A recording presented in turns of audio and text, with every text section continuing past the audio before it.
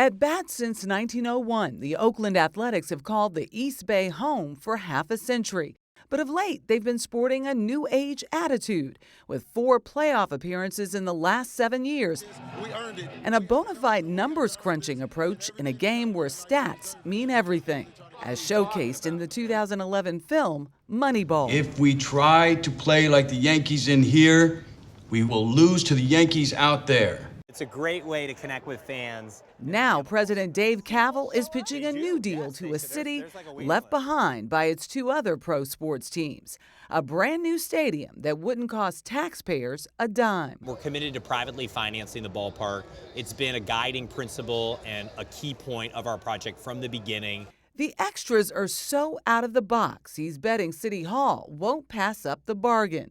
The A's want to foot the bill for a splashy new ballpark and also build 6,000 new housing units in Oakland with the promise that many would be affordable. How do you get up to speed when you haven't been a housing developer?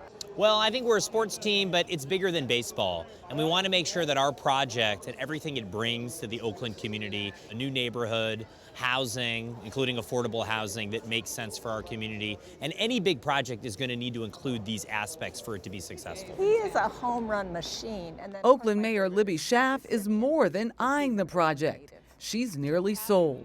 Housing is the #1 need in the Bay Area right now. Housing at every income level, but especially affordable housing for our workforce. Just how affordable is affordable?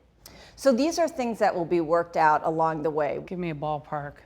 You know, I think that somewhere between 25 and 45% would be appropriate for a development like this.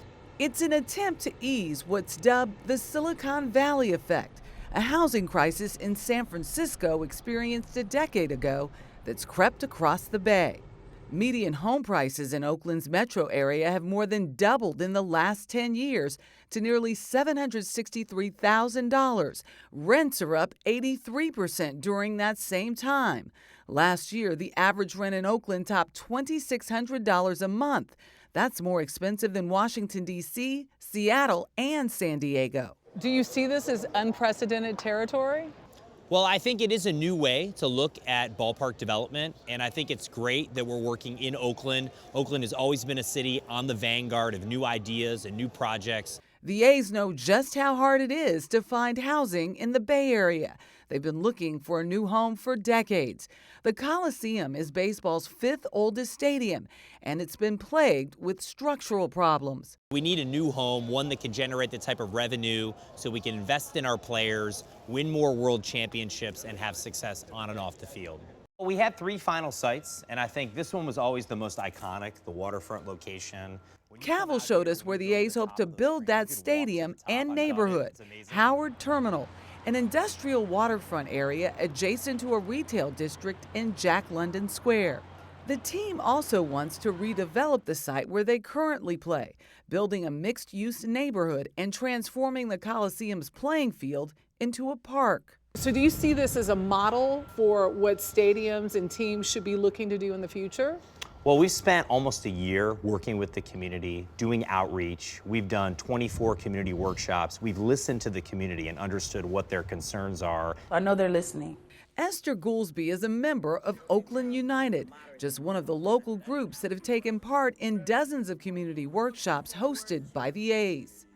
Oakland United believes that any development by the A's should result in a community benefits agreement that would provide jobs for local residents, affordable housing, and investments in community services. If the Oakland A's are truly rooted in Oakland, then a strong community benefits agreement, no matter East or West Oakland, would happen. They are not some fly-by-night developer that's going to build something, sell, and get out of town. They know that their brand depends on community goodwill. But the Howard Terminal site is far from a home run.